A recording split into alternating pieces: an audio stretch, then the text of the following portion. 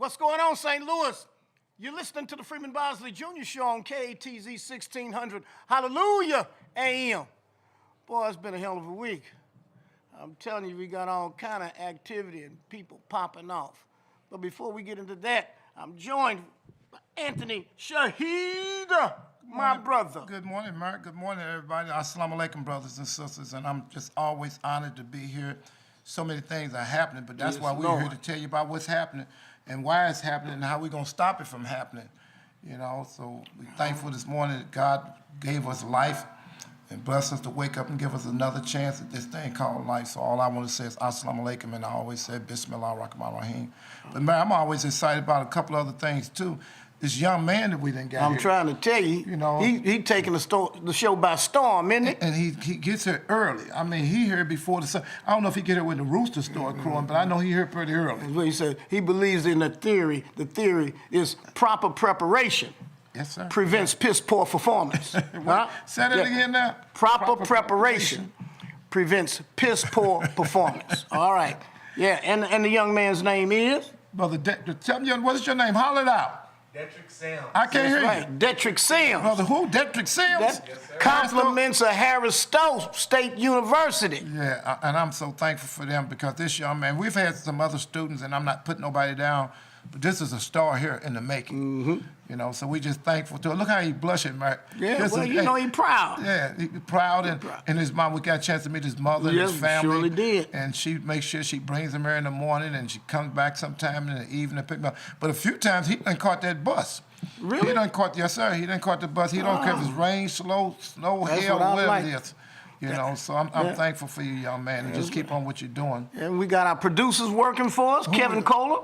We got Kevin over there? He in the house. I didn't see Kevin, so you say Kevin is here? That's right. Live in person. That's right. Seth Close coming down. So is he close to him? Yeah, he's right in here. Okay, well, hopefully before it's over with, I'd like to get them a chance, too, to, you know, say some things, because especially the Harrisville College people, we want to give them an opportunity to take this show to another level and hear what our young people think. And then we also want to hear from Seth and Kevin, whatever they want to say, join in or drop. You know, we don't do no screening nobody here. Everything here is just raw. Hey, look, this just in, and I am just so proud of the people and their responses. The Missouri courts have expunged over 7,500 marijuana records. Now, this is since the last time we talked about, was it 3 weeks ago? Yes, sir. Maybe 4? Yeah, give or take. And we gave the people information. We told them how to do it. They went online. This radio is powerful. 7,500 cases have been dismissed. The records have been expunged, ladies and gentlemen. One thing I'm clear on, when 1,600 put it out, Mayor Bosley puts it out, when it's out there, it's out there. Yeah. And this is just about just say it's been a month since the last time we talked about it. 7,500 cases in a month. So that means it works. So that means those of you that haven't had a chance to do it, you need to just go on and do it. And mama, get them boys up, get them to them computers and do whatever you need to do. Try to get those cases off their records so they can get a job. And they can help you, mama. Right. The main thing is don't keep on thinking that somebody's going to keep on waiting until they feel like, oh, okay, I ain't had a chance to get around to it. I was going down there, you know, but I had some other things that I was doing. Keep on not doing it. And like you said, for the mothers, remember, you the one paying the bill because they stand in your basement. Soaking up your heat. Hey. So benefiting from your air. All we can do is somebody's been listening to us. All your food. Somebody's listening to us. Let me say it like this: 7,500 people are listening to our radio program, and then figured out some of this stuff must be working. They sponging off you, mama. Whoa. Huh? Now come on now. I got this the other day. It's from a young person. They sponging off of you, mama. Yeah. Yeah, that's what you, and you see, they don't like you giving them little tags, so call them a sponge. Yeah, call him a sponge. Oh, man. See how that works. Make them get up and do something. Quit sponging off of mama. Wow. And go get your next Quit sponging off of mama. And go get your record expunged. You want to do some sponging? Yeah. Go get your record expunged. That's right. 7,005. Man, this is quite. That's big. This is quite an accomplishment. That's big because we've been talking 7,500. But out of respect, it was you that came up, Mary. roll with you. But I always like to give credit to where credit is due, and we say all praise due to Allah.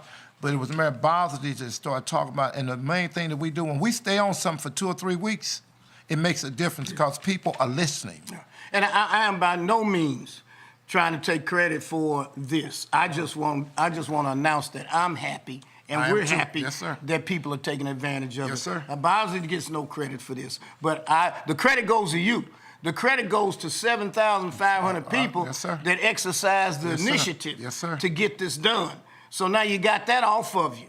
And see, it says the majority of the expunged convictions so far are misdemeanors.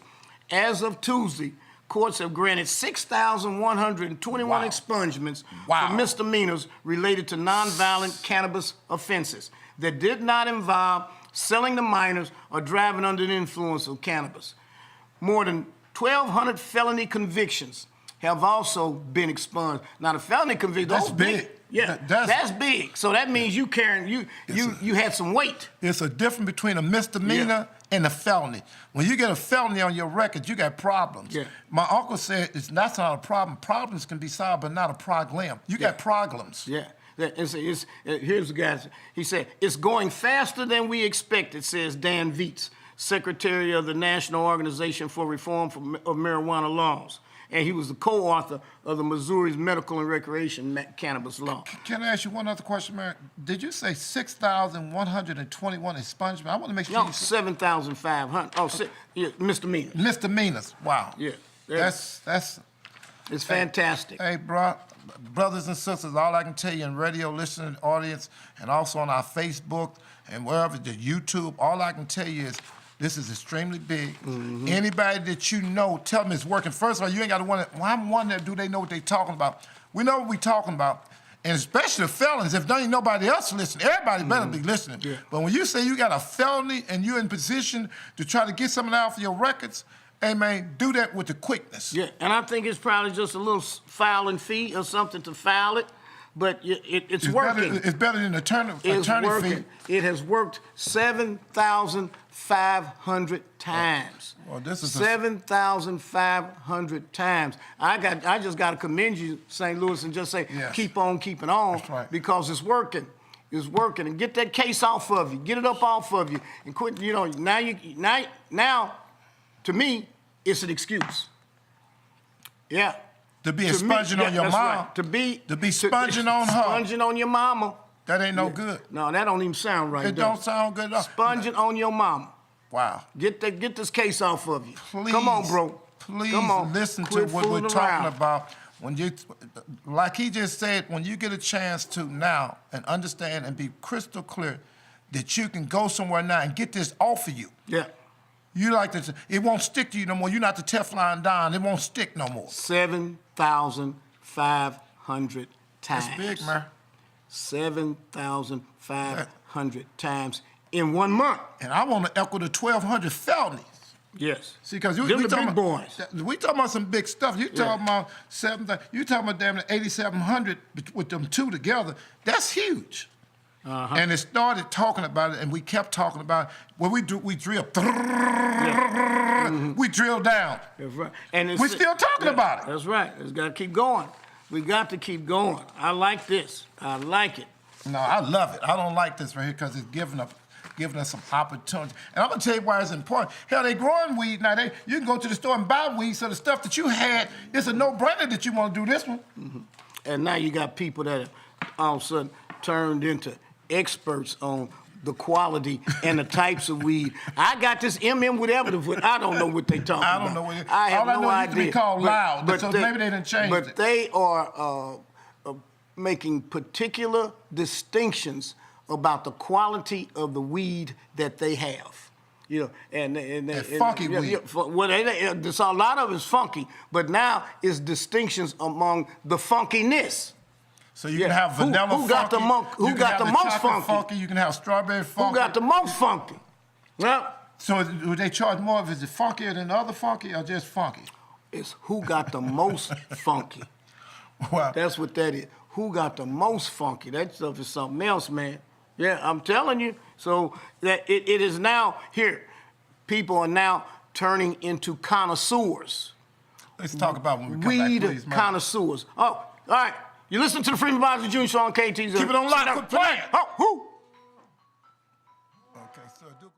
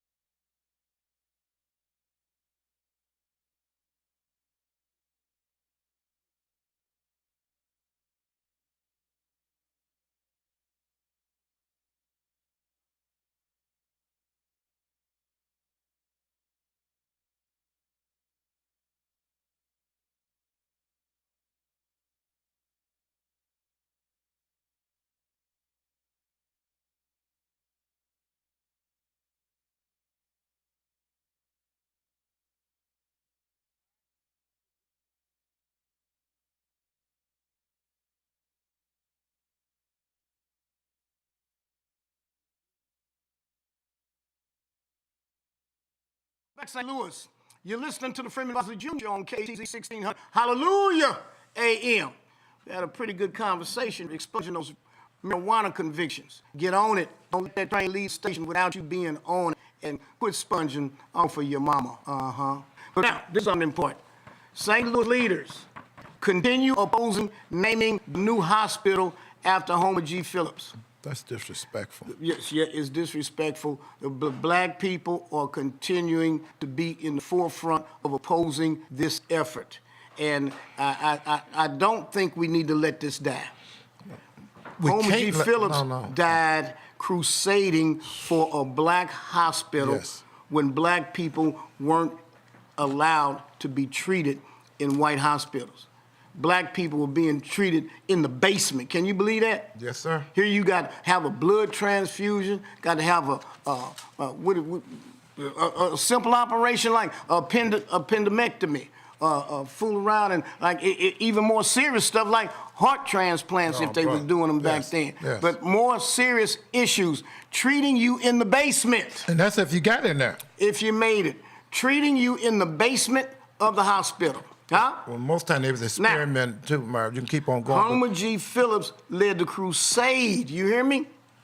He led a crusade for years. They campaigned and pushed and shoved to get a hospital built.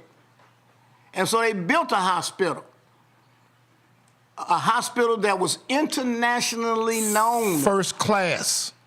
First Doctors class. from all around the country and the world, black men and women. That's right. Coming to Homer G. Phillips Hospital, coming to St. Louis, y'all. Yes. This hospital had 700 beds. One of the biggest hospitals in the country, 700 beds. That's right. It also had a school of nursing attached to it that people don't talk about. But that nursing school, a lot of people's mothers graduated from the Homer G. Phillips School of Nursing. And now, they done built a 3-bed clinic. I'm not calling it a hospital. It's a 3-bed clinic. And they dare tag it Homer G. Phillips. The highest form of respect. How in the hell do you go from a 700-bed facility to a 3-bed facility and want to call it Homer G. Phillips? Call it something, man.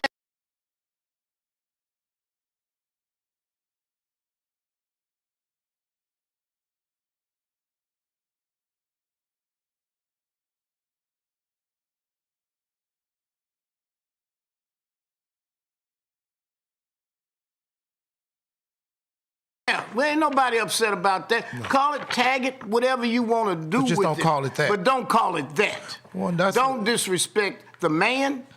Don't disrespect us. Don't let it stand. I'm telling you. That's right. Don't let it stand. A 3-bed clinic. And they're going to name it after a guy who dedicated his life to health care and dedicated his life to a 700-bed hospital. You're dumbing us down. And doctors and nurses from all over the world was coming in because the pride that it brought. Just imagine what type of society you were living in then, if you just focus on where you're at now. And they came in because they wanted to be able to come into an all-black hospital and show their best off. Yeah. And when I tell you they showed up and showed out, it was a saying that, Marion, you know it better than me, if you just made it to that hospital, you was going to be alive. That's what they What was the Grim Reaper? How did he go? They called it the Grim Reaper. And then it was a teaching hospital. Yes, sir. It was a teaching hospital, so they would perform some operations in an auditorium. And so like a medical facility like this, the auditorium where they would be, the operation would occur actually down below, but people were sitting in the round and they had levels of people. And so it'd be 5, 6 levels of folks looking down on the actual operation itself. This is the state of the art. The state of the art at that time. Yeah. And so the doctors were so good that they would tell the students. Yes. They would tell the students. Deny the Grim Reaper. We're getting ready to deny the Grim Reaper this time. Right. And so pay attention. This was what we was known for. That's right. If you made it to that Homer G hospital, that's all you had to do is make. I don't care if it was a gunshot wound, a knife wound. I don't care if you got there. That's all you had to do was get there. And I used to have a song. They used to say, "I see you when I get there." All they need to do is just to see you when you get there. Yeah. It was a feeling of pride. Oh, it was beyond. Feeling of dignity, feeling of self-worth and upward mobility to be at Homer G. Phillips Hospital. Well, that's why he used this name, because he thought he was going to be able to get some momentum going. But it's a difference between $300 and $700. Like if you owe me $700 right now, and you brought me some $3, you wouldn't even take it. You say, "Man, this is a slap in the face. Go do something else." Somebody gonna get smacked in the face. Go do something else with that. Now, if you gave me $697 and only owe me $3, I still want my $3. But you know, and man, go and get away from me with this because I see you. Can you imagine we had 700-bed hospitals with the specialists? That's right. With sisters that wore their whites and had them little things. What do they call that you wear on your little caps on the head that look so a habit or something like that. And when they wore it, they looked so proud doing this because they weren't in the bottom of the basement no more. That's right. They giving them first-class treatment. I'm talking about they were saving lives, and they felt so proud of this here. Now, for somebody to come into our community, you don't do that to no other community. You wouldn't do that to the Italian community. If the Italian seniors come in and the leaders and a congresswoman would say, "This is something that we don't want you to do," out of respect. Out of respect. You wouldn't go into a Jewish community and let some Jews tell you that they got a problem with something, and you just say, "I hear what y'all saying, but to hell with y'all." You wouldn't do that. But here's the other thing. I'm sorry. They acted as if black people were going to be excited about this. Ain't that something? They acted as if black people were going to be excited about a 3-bed clinic. So what does that tell you about them? That they think that you are so undeserving that you would take the naming of a 3-bed clinic and be happy. Give you some peanuts. No, that ain't peanuts. That's not peanuts. That's some bird seeds. Okay. Some bird seeds that you done threw out and scattered out. And it's not the brand new, it's the ones you'd pick back up. Yeah, that's right. But this will not stand. No. This is not going to stand. And I'm hoping that our leaders will come together. Well, they came together and unified around being opposed to the name. But now they need to go a step further and ensure that the name is removed. Ensure that the name is removed. It looked like Paul McKee at this point, but now would just say, you know, let's leave this alone. We disrespect the community. It's you bringing up a old wound because we've already concerned about how the passing of Holden G. Phillips even happened. Mm-hmm. It's a whole lot of ingredients here that we're not even talking about. Right. You know, how about just saying? And we're not telling them to tear it down. We just tell them to use another name. Just take that name off. How about just coming out saying we understand that that there's a lot of pain and suffering that's happening as a result of us naming the Let's just call it Paul McKee. And it was not our intention to cause no, they can't do that harm. Now, we just want to. And as a result, we're going to dispense with the name of Homer G. Phillips. And matter of fact, why don't we just have a little essay contest or something as to come up with the name and who the hospital should be named after. McKee / Piggy. No, come on. Don't play. Okay, don't want to. Because little Piggy helped come up. But I know it ain't on him because that white man job was to come on and figure it out that it was a problem. But you got to remember his attorney is Piggy. Yeah. Daryl Piggy. Can Brother Shaheed just say something? Go, please. Daryl Piggy wants to play like he has some juice in the black community and people respect him and then know that we look at him less than a $2 whore. Oh, gee. This Brother Shaheed's talking, but he get an impression like, you know, he all of that like he Hannibal. And then if he's making a statement that somebody would say, oh yeah, that's Daryl Piggy said that.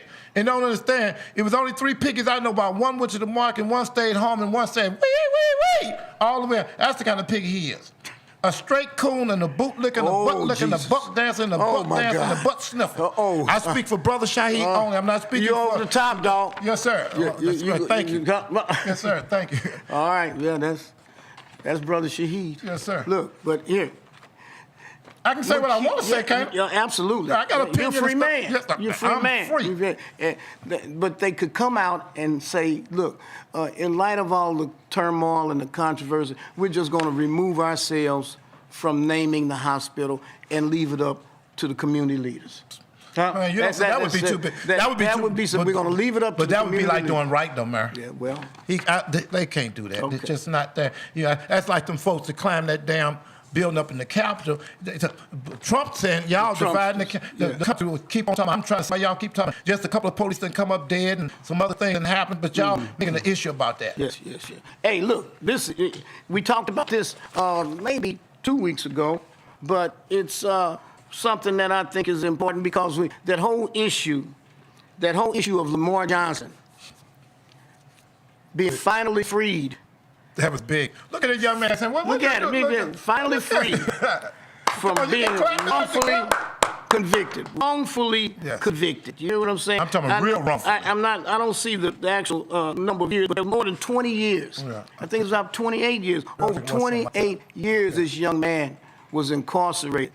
Had no business in there. 28 years. As under the efforts of Judge Evelyn Baker, we got to give her props. She was a judge who actually sentenced him. Yes. And she had a change of heart. Can you imagine that? And you've been talking about that. Very few people come back and thought, she did her best and turned backwards flips to make sure that she pushed, this man needs to be free. I think I did something wrong. A lot of people have a change of heart.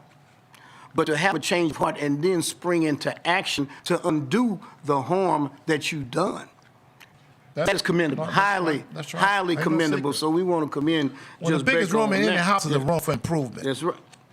Wait a minute now. I've been by a person called Mary Bosley for damn near 35 years now. Look at you. So it rubs off. And so now we talked about the issue of exoneration. Yes. Well, first, we talked about the issue of compensation. Remember, we talked about compensating Mr. Johnson for the time that he had been incarcerated. But then they came up with said something. He couldn't be compensated because being exonerated. Listen to that. That's almost rhyming. No, he can't be compensated because he wasn't exonerated. He can't be compensated because he can't be compensated because he wasn't exonerated. Yeah, this stuff is crazy. But here, these are facts. Here they come to the rescue. to the rescue, and I felt this all along. It wouldn't make no difference whether he was exonerated or not, as far as I'm concerned. The fact that he was wrongfully incarcerated for all of those years. It's crazy. He should have been compensated. It's crazy. Anybody that's wrongfully incarcerated. It's crazy. But now there is a bill, House Bill 370 will pay people wrongfully convicted and incarcerated up to $36,500 a year. Now, that's not enough money as far as I'm concerned, but it's a start. It's a start. Pass the damn bill, come back and amend it to hire him out. But at least try to pay $36,500 a year. So, like, look, 36.5, that's what that boy, 1 year, 10 years, would be over $360,000. Yeah, but that money can't. No, money cannot make it right. No. Yeah, it don't even attempt it. But I think it's the insult that I'm listening to, man. Yeah. And I'm with you. You know, the biggest room in the house is room for improvement, and you got the journey for 1,000 miles to get the first step. I understand that. But why do we always got to start at the end first? And there's always some loopholes. That's why I'm like Muhammad used to call these white folks born liars and universal deceivers. They always got some kind of trick or some kind of loophole, and you got to find the best lying attorney that you can find that know how to loopholes, and then they loop you on up in there, you know. And because he got some kind of relationship with the judge, and they play golf together or something, so they can just say, come on in. This is crazy, man. Somebody served all this time in jail that didn't do nothing. I've been in jail, and you come and offer me some crackhead money. That's what you do to a crackhead. You give him a pipe and one rock on there, and keep on telling him to hit it and hit it and hit. This is crazy, man. So $365,000, if he got 20-something years, 20 years, he would have about $730,000. But let's hope that they can get this bill passed. How come they can't give him the $36,000 for 28 years he was in jail at one time? Respectful. He wouldn't get it all at one time. They would pay him up to $35,000 a year for being incarcerated for a year. So if you're incarcerated for 10 years, they would give him $360,000, which is crackhead money. But yes, it's still crackhead money. But I'm like you. I still say that. Let's get the bill passed. Let's get it passed. But the problem is, we're still talking about the bill passed, and hell, no telling when the bill's gonna get passed. Yeah. Because depending on who dealing, if Josh Hawley am dealing with something like that, hell, they ain't get passed. If the damn Attorney General is messing with Sister Kim Gardner, I know he'd be on that a little bit. If it's him, I already know how it's gonna go. See, this bill is introduced by House Minority Leader Crystal Quaid. And she's the one that's taken the lead, and the majority of the black state reps, state senators are in behind this effort. But, it's only a handful of them. So they need to go, now you got to cross the aisle, go and talk to white people, and try to get white people convinced that you need their vote. Right, convince them to do, I like that, convince them to do something right. All right, so let's keep our eye on this. Let's keep our eye on it. Now, remember, that the legislature adjourns in May. All right? What's the House Bill? 374. The legislature adjourns in May. Okay? So now is the time to start going to Jeff City. Now's the time to start writing. Now's the time to walk up to your state reps and state senators and tell them that you'd like to see them pass this piece of legislation. Well, I'm going to tell you why it's important. You can say whatever you want to say. Remember, shut your eyes and think about your son or your daughter, because the way stuff is happening, this man was innocent. Yep. Your son and daughter might be innocent, or your nephew might be innocent, or it might be you. Keep on sitting back there and playing what they call first base safe.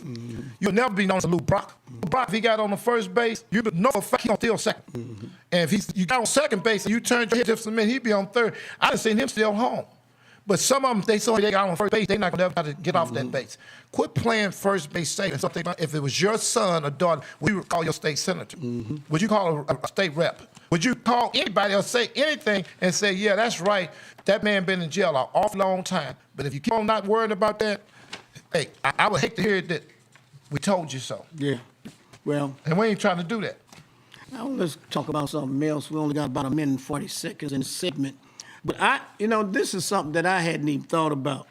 And my sister, who's a legislator, experiences it, that find that black women's hair, this is crazy, black women's hair is 2.5 times more likely to be seen as unprofessional. Now, what the hell is that? Well, I talked about that one, I believe. What is that? 2.5 times more likely to be seen as unprofessional. The hair. Yeah, because they. I like nappy hair. Yeah, well, so you can't have nappy hair. See, they can't have it because when you get through talking, They want it. Well, my mother said she can't use my condom. You damn sure don't bring her home. That's what my mama said. I've never heard that one. I heard it because I was real clear on that. Well, one whole lot of people you can bring home. They want. I couldn't bring her home. If you can't use my condom, don't bring her home. But, we'll talk about the next. I really want to talk about this. True blondes have more fun. Yeah, well. See, all that is stereotype to make you want to look like you white. We not white. The white people can only make white. And that's black people make everything under the sun. So we're the original people. They being themselves. Yeah, they being themselves. And they look good. But what they try to tell you is that you don't look good unless you're white. Because if you ain't white, you ain't all right. Let's go. Can we go to a break? Absolutely. You listen to the Freeman Bosley Jr. Show on KTZ 1600. Hallelujah. Keep it on lock. Keep it on lock. Oh! I like ho.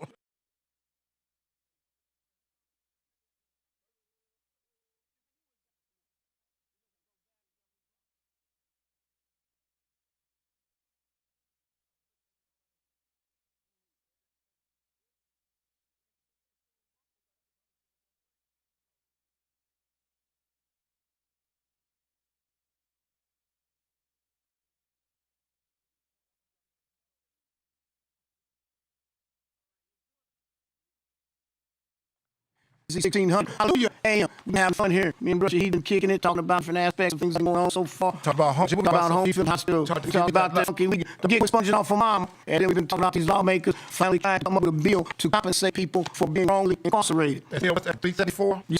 And now we'll talk about this study. I mean, this is crazy. Black women are being 2.5 times more likely to be seen as unprofessional.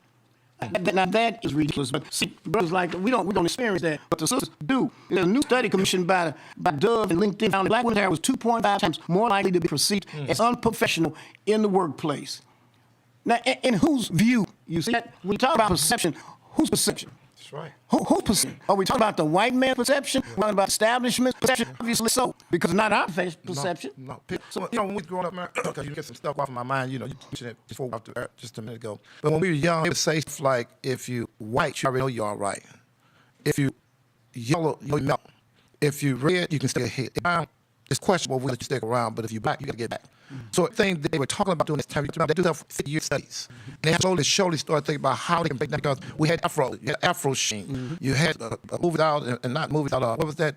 When they used to Soul Train. They was pushing all of this. But now, slowly, they took those Afros and they came out with movies like The Mac. That was purpose in Superfly. And slowly, started putting this out there. So you can come away from that conscious thinking. No conscience. Now they make you think you don't look right being yourself. And I'm saying that's about. The problem comes with that. That's somebody that don't know who they are. They're looking at themselves, and now they're doing they got Sammy Sauce. I tell y'all the time whoever in radio land, go Sammy Sauce. Oh my God. It was a big thing. It was a big thing with him. And what's that market? They had a home run battle going on. The market. Yeah. This brother here had to believe the Jamaican. He was Dominican Republic. If you see him at now, I know him damn near from over that set. He damn near white as that. I'm kidding real. He done brush his damn skin in such a way, he look like damn fooled me. I looked at him, and there's a lot of them, but the difference between him and the rest of them, somebody only told him he was ugly black, but he had enough money to start trying to prove Michael Jackson. Just trying to keep it real Shaheed. Wherever I'm saying, he had the money to be able to say, me cut my nose, I tried to put it in the damn corner. I love him as a brother, but I just tell you how he messed up. Yeah. He had a nice afro. But somebody convinced him something's wrong with your nose, that they didn't tell him your nose is big, because where we from, you in different parts of Africa, it's so hot that you need to have your nostrils open so you can get some of that air to that. And if you feel like I'm trying to say, North Pole, with one of those places where it's cold, you need your nose like this. The cold came up in your damn nose. This is what they ain't told you. They ain't told you that your hair is like this over your sweat. Air can go there because it's so hot in Africa, in different places that you're all around that region. Because after my home, I thought it was the best place to planet. But wait, air can go through. This is what don't tell you. So now they done sold some people on some bleaching cream. Just put them on. They first started us with them. They used to put the Afro stuff on me. The process. The process. But what else did they used to call it when they used to put the bags on their head around it? Jerry curl. They went from I came all this damn. It was so damn crazy. I'm just tell you what it was. They would take some good hair like me and yours, and put some activate on there after they done sit and process your hair. But I tell you one thing, after about a month, you had to go get reduction. Beans would come in the back here. That's what you call them beans. That's the richer hair. And you want some good carpet, that's what they call it, back in the kitchen. But if you want some good carpet, you got to go get some carpet to look like your hair. But that's what they don't tell you. So I'm saying all that to say, these people know that's why they want to take black history out of school now. Because what they don't want you to know is how powerful you are. And then when you get to making yourself look like Michael Jackson, he looked like something from a horror movie. He looked and they say, damn, look at him. Now, he done did everything they told him to try to be like them.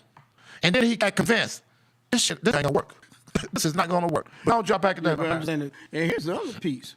That the data from the study revealed that, and check this number out, 66% of black women 66% often change their hair for a job interview, with many opting for a straight hairstyle over natural coils. Wait.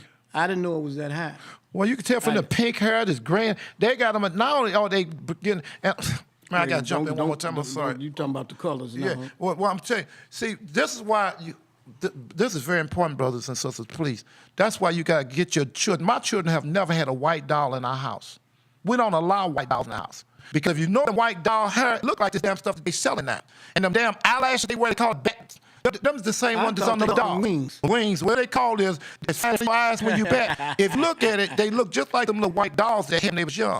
And my mother would always say, for a black person, you don't supposed to have no little white doll that's picking up above your head, and you listen white folks. That's really what it's about. My grandma used to really talk to us about that. My family was always black conscious. And then you go sleep with one of them little dolls in your hand, and you showing affection to them. You kiss them, you loving on them, you just show so much with them, and then that hair ain't nothing like yours. So now if you notice, you got gray hair. I done seen them with purple hair. I done seen them with gold hair.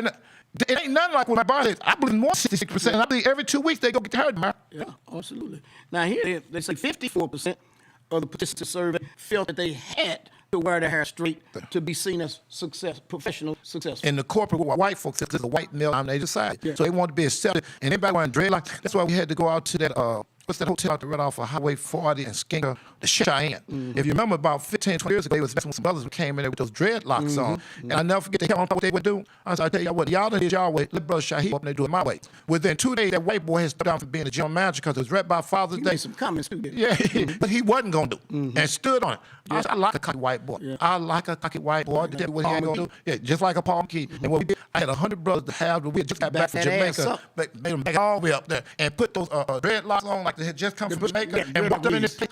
I tell you what we're going to do for Father's Day. We're going to come up with 1,000 folks. I said, if you don't step down, the same one said we ain't going to do, guess what? He resigned. And he said, the main people he wanted to become people with dreadlocks, I understood. He understood how to Czechoslovakia. Listen to this. More than 20% of the black women aged 25 to 34 say they have been sent home from work because of their hair. That's called. Now, I know that people have problems with how you dress, baby. That the dress is just a little too tight for what we're trying to get accomplished here, or you got a little too much cleavage on. But 20% of them being sent home because of their hair. That's it. Yeah. Sure on the foot, they not telling them white girls coming in and we need y'all to have some dreadlocks. No, what you got to do is you got to look like us. If you want to be, they want you to be white. We're not white. Yeah, no. See, it's okay. But your mind has been hijacked, so you're torn. That's what you get yourself all torn and get caught up because your mind has been hijacked, really. That's good. And so you're trying to come to grips with it, but in many instances, the fact that it's been hijacked, it wins you over. You have a difficulty fighting against it, so you just succumb to it. But these things are real. They passed something in the United States Congress. It's called the. It's crazy. We talking about this is crazy. It's called the Crown Act, the CROWN, the Crown Act, which was the act that was passed by Congress, pretty much upholding the fact that women ought to be able to wear their hair any kind of way they want to. Well, this is how you can just tell what person can do DNA and put this stuff on some technical stuff and be able to see from those hair and those roots if you black or white or who you are. What combination that you are. They can tell if you mixed, if you this or you that. And the mere fact that they even have the audacity to tell our women that they shouldn't look like themselves. See, that's why we be ourselves, and that's why it's so important that this radio program here that allows us to have the ability to be able to put information out, because somebody somewhere gonna think what Sammy Sosa did wasn't that bad. And a whole lot of them, if they had a little bit more money, they would do it. But there's a whole lot of them doing it. If you start Googling how many blacks are doing this with this bleaching stuff that they're doing, it's a whole lot of them. It's not just no 5 of them, it's hundreds of them. And especially if they get in that world, in that circle, and they get into Hollywood and all those areas there, they feel they got to get along, to come along, to be along. They don't feel if they don't do it, they're gonna lose. They done made enough money.